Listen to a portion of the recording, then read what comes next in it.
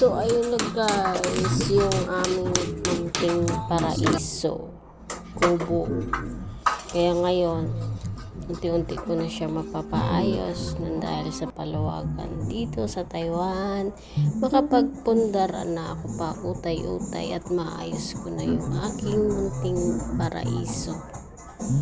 Ayan, ang gulo-gulo na ng bahay namin guys. Kaya pagpasensya nyo na, magulo talaga yan. Kaya kubo lang yan siya guys. Yung trabaho ko sa factory. Ayan. Double deck namin. Ayan yung anak ko tumutulong. Sumasayaw pa. Ayan naman yung asawa ko nagluluto. Kasi tanghali na kailangan nila mag-lunch. Ayan. Para naman tipid. Tapos ayan si si pinsan niya, katulong din niya.